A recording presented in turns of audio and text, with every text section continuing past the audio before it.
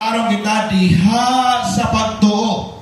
So si kinsa nga dunay pagtuo kang Kristo gimatarong na. Amen. Therefore, having been justified by faith, we have peace with God through our Lord Jesus Christ. Kita ikson, duna na tayo pasikoli, duna na tayo kalinaw, upan kang Kristo, tungod kay kita iyang gimatarong. Amen? Praise God. Hallelujah. By faith. So ang atong karon kuhan is by faith. Tungod sa pagtuo, gimatarong kita sa Ginoo. Wala na paghabag son, wala na kay sakripisyuhan pa. Di na kailangan magsakripisyo pa. Malangit yung ka, sigurado. Kaya nga naman, gimatarong na ka sa Diyos. Amen? Gimatarong na ka sa Diyos. Number 2, by His grace. By His grace. Gimatarong kita, pinaagi siyang grasya. Ang saan ang grasya? Buat ipasabot niya na, dili kita takos, pero iya kita ihigugma. Amen. Dili kita takos nga luwason, pero iya kita giluwas. Dili kita katakos nga kaluyan, apan iya kita gikaluyan. Dili kita takos nga iyahang padalanginan, apan iya tang ipadalanginan. Amen. That is grace. Unmerited favor from God. Romans chapter 6 verse 22. Ingon sa Romans 6 verse 22. But now, having been set free from sin, and having became slaves of God, you have your fruit to holiness and everlasting life. Hallelujah. So, kadtong mga kaigsuuran, mga Kristohanon, mga nagtuo sa Dios, nga gimatarong na, ingon ni, nakadawat ka mo o bunga sa pagkabalaan, nga mulungtad sa walay katapusan. So, dili na imo ay isoang gikan sa Dios.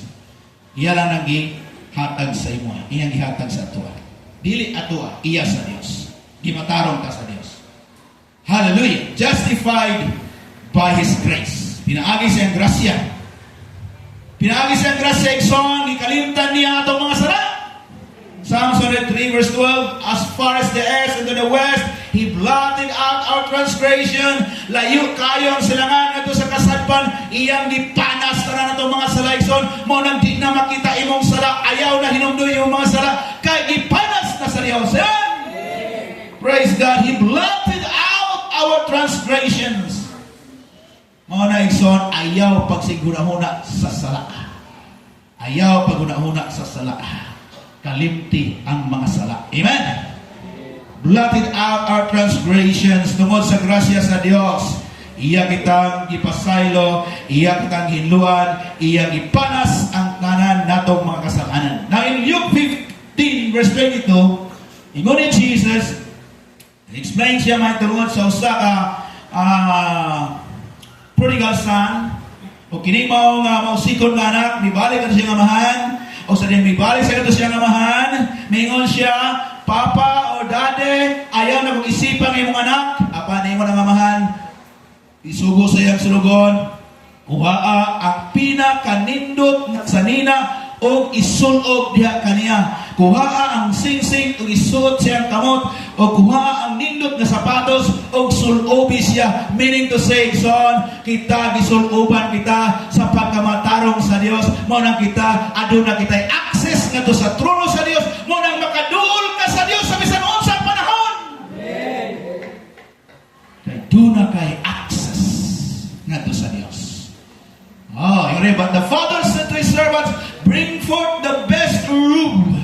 The best robe, pinakanindot, pinakamahal, na sa ina ipasuot kaniya. Hallelujah. Best robe, and put it on him, and put a ring on his hand, and shoes on his feet. Nga naman, kay gusto sa Dios nga makita niya ang iyang anak nga nindot kayong tan-aon, nindot kayo nga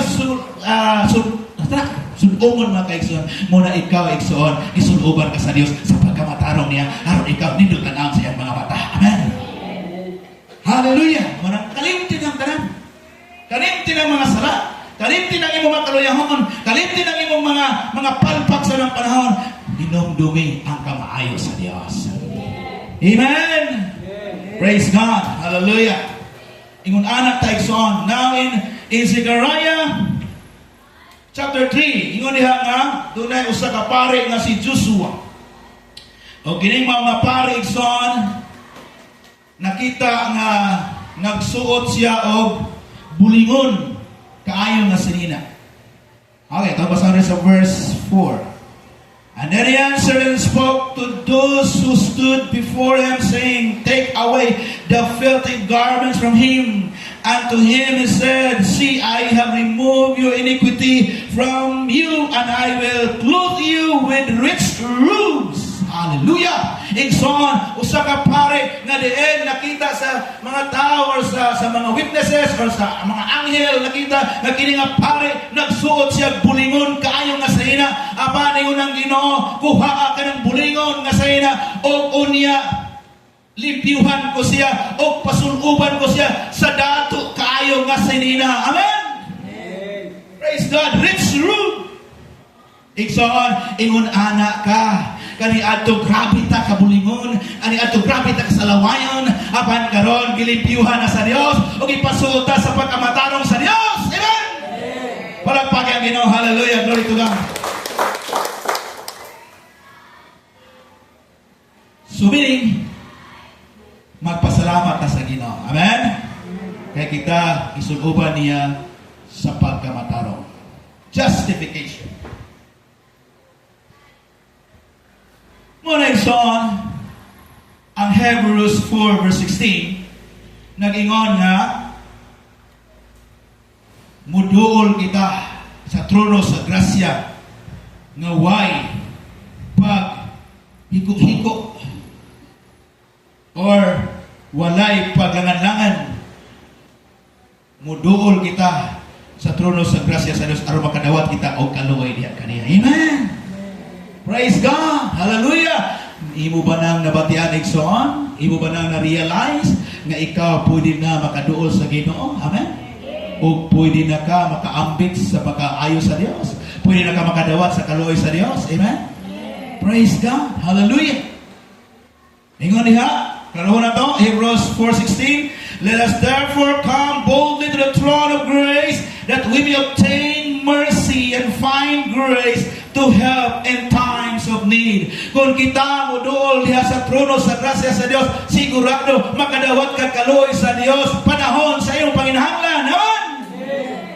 Kaya nga naman, isuluban na ka sa pagkamatarong sa Dios. Isuluban na ka sa pagkamatarong sa Dios. Hallelujah. So, kining pagtangtang sa mga hugaw sa atong kinabuhi. Kining pagwagtang sa tanang hugaw sa atong kinabuhi. Kining paglimpyo sa atong kahugawan igsoon, buhat kini sa Dios. Dili kini imong buhat, buhat kini sa Dios. Amen. Trabaho kini sa Dios. Trabaho kini ni Jesus. Hallelujah. Then through the redemption that is in Christ Jesus. Redemption. Talking about redemption igsoon, sa diyang si Iba si Adan, nahulog sila sa pagpakasala. Sila nahimo nga dominated by sin. Gidominyohan, ginabutan sila sa sala, ginambutan sila sa kalibutan, ginambutan sila sa yawa. Ginagapos sila sa sala, ginagapos sila sa yawa, ginagapos sila sa mga kalibutanon ng mga butan. Because Adam fell to sin. Sa diyang nahulog si Adan sa pagpakasala. Now, mapasangin lang ba ang babae igsoon? No. Dili pwede nga basulon ang babae tungod kay nakasala si Adan. Dili basulon si Iba. Kaya naman, si Iba gikan ra sa gusok ni Adan. Si Iba gikan ra sa gusok ni Adan. Kabahin lang siya sa flesh ni Adan. Meaning to say, pwede ra gyud yung maingon si Adan, ikaw gikan ra man ka sa akong gusok, di ka magbuot din ako'y magbuot. Pero nga naman nga nakasala sila tungod kay giuyunan ni Adan si Iba nga mukaon sa bunga sa kahoy sa pagila sa baylogan. Wala gamitan ni Adan iyang authority. Wala gamitan ni Adan ang iyang kagahom. Wala gamitan ni Adan ang iyang dominion. Muna nga nahulog sila sa pagpakasala. So sa diyang nahulog si Adan sa pagpakasala, gidominahan siya sa iyang kaugalingon. O kini iyang kaugalingon nagdepende na sa iyahang madungog, iyang makita, iyahang masimhot, iyang matilawan. Diha na nagdepende na si Adan. Unsay makita, diha siya muriak. Di ba isaan? Makita nimo imong bugasan nga nahurot na. Minsan naman na yan. Action ka o? Kabaraka. Makita ng imong bugasan nahurot ng bugas.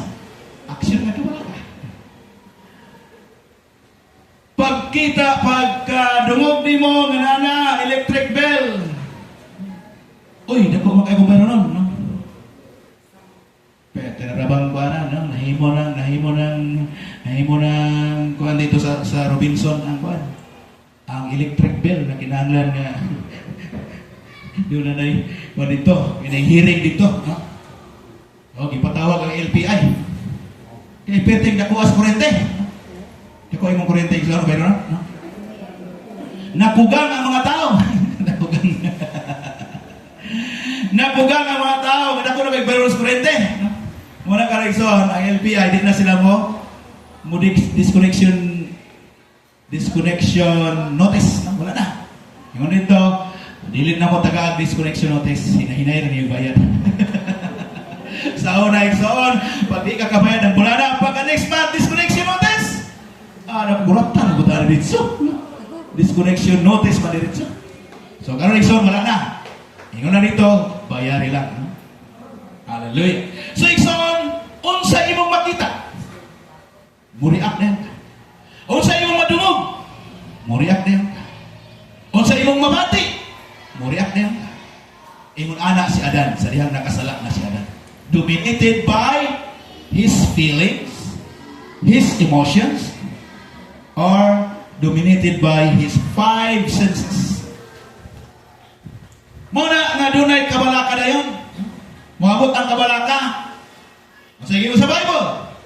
Sa imong kabalaka, makadugan pa ka kinabuhi.